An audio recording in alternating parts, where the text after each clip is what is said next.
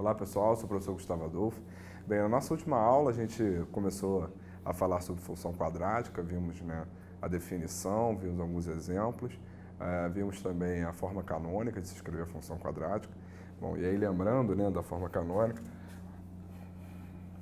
vamos cá nos escrever a função quadrática é a vezes x mais b sobre 2a ao quadrado menos delta sobre 4a, onde o delta é igual a b ao quadrado menos 4ac.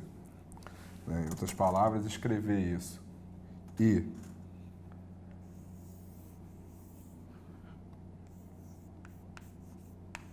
escrever isso é exatamente a mesma coisa. Então, essa daqui é uma outra maneira de escrever essa expressão, que é a lei de formação da nossa função quadrática. Bom, nós também vimos na aula passada que quando A é positivo, a função ela possui um valor mínimo e quando A é negativo, ela possui um valor máximo. Então, a ideia da nossa aula de hoje é resolver alguns exercícios em que a gente usa exatamente esses conceitos aí da forma canônica da função quadrática. Então, para começar, vamos resolver primeiro esse exercício. Mostre que se dois números positivos têm soma constante, então seu produto é máximo quando eles são iguais. Então eu sugiro que você pause o vídeo agora, tente resolver o problema em casa e assim que você terminar, retoma para ver nossa solução. Bem, então vamos considerar que os números sejam x e y, e aí como o problema fala que eles têm a soma constante, vamos dizer então que x mais y, ele é igual a b. Então o problema pede para mostrar que o produto desses números será máximo quando eles forem iguais. Bom, então vamos definir o produto sendo x vezes y. Então esse é o produto desses dois números. Bom, mas a gente conhece o b, Então, isolando o y é igual a quem? A b menos x. Então, pegando esse y em função de x, vamos substituir aqui embaixo. O que nós vamos ter? Nós vamos ter, então, que o produto ele é igual, então, a x vezes b menos x. Então, utilizando a propriedade distributiva, o produto que agora está em função de x, ele é menos x ao quadrado mais bx. Então, repare que o nosso produto, ele é uma função quadrática, perfeito? Onde o a, ele é o quê? Onde o a é negativo, o a é menos 1. Então, sendo o a negativo, isso significa o quê? Isso significa que esse produto, ele possui um valor máximo. E para quando que ele vai possuir um valor máximo? Quando o x for igual a quem? A menos b sobre 2a. Ou seja, então, nós temos que P é máximo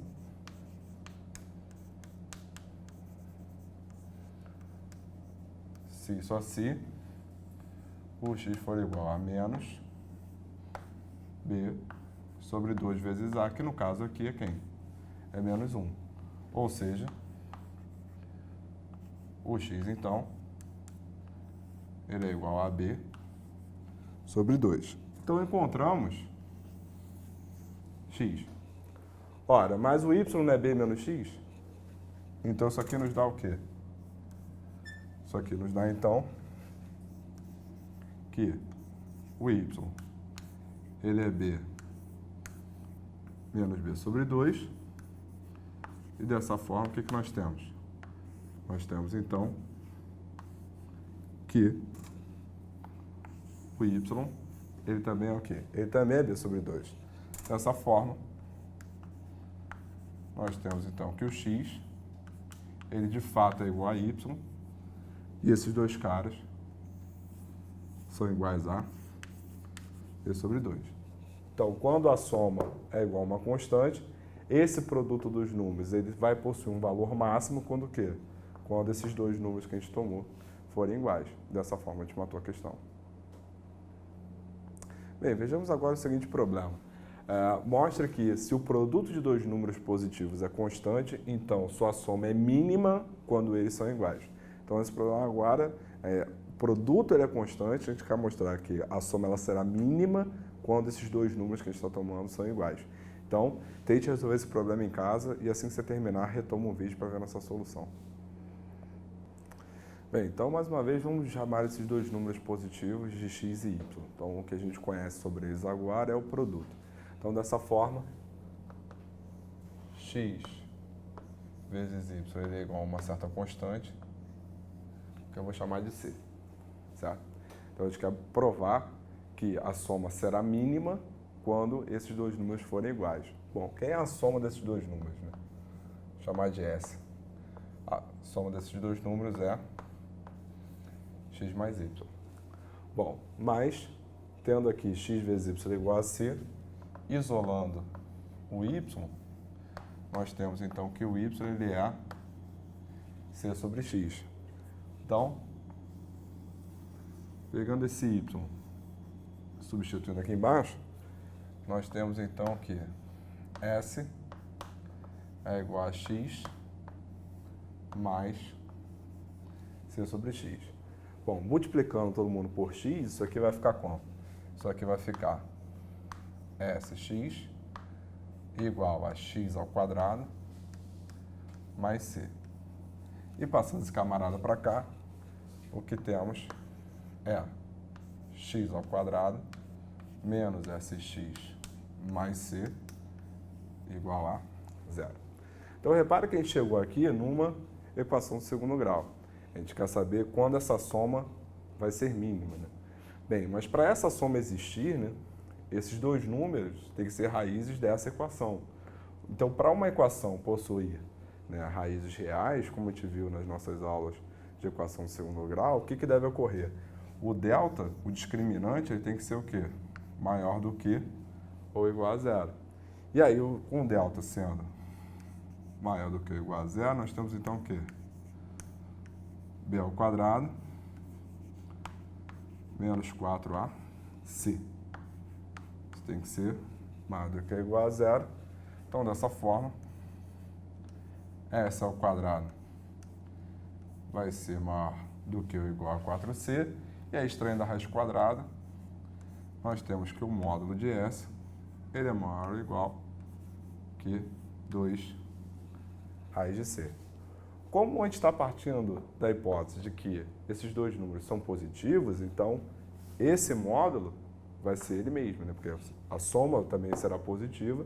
Então, dessa forma, sendo ele positivo, nós temos o quê? Nós temos que o módulo é o próprio. Então, o S ele é maior do que ou igual a 2 raiz de C.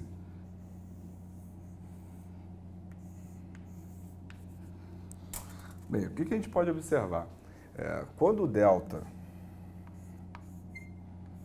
ele é exatamente igual a zero, isso implica que a soma é igual a 2 raiz de C. Então, repare que para qualquer x e y que a gente tome, a soma ela é sempre maior do que ou igual a 2 raiz de C. Isso sempre é verdade. Mas ela será exatamente igual a 2 raiz de C quando o delta for o quê? Quando o delta for zero. Isso significa, então, que juntando essas duas informações, o que a gente pode concluir é o menor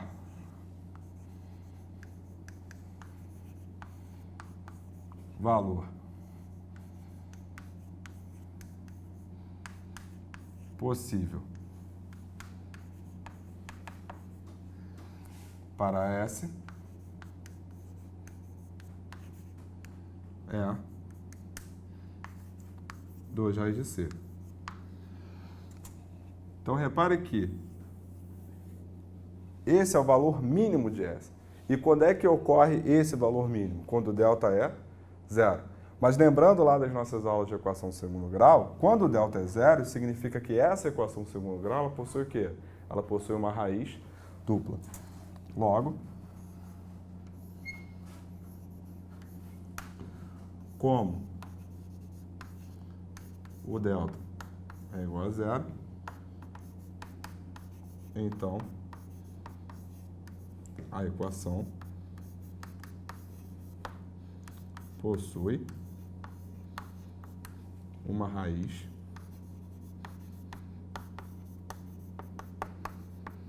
dupla. O que isso quer dizer? Isso quer dizer que as minhas duas raízes, na verdade, é uma raiz só, que satisfaz a equação.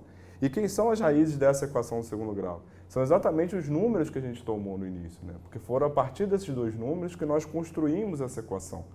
Então, de fato, se a nossa equação ela possui uma raiz dupla, isso significa então dizer o quê? Portanto,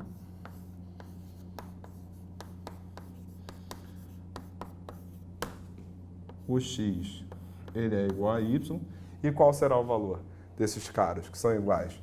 Igualando os dois, x mais x, 2x, logo, eles são iguais a S sobre 2. Então, de fato, nós concluímos o quê? Que, sabendo que o produto é constante, a soma desses dois números vai possuir o menor valor possível quando o quê? Quando esses caras forem iguais e o valor deles vai ser exatamente quem? Vai ser exatamente a metade da soma. Então, dessa forma, a gente matou a questão. Então, dessa forma, a gente encerra a nossa aula de hoje.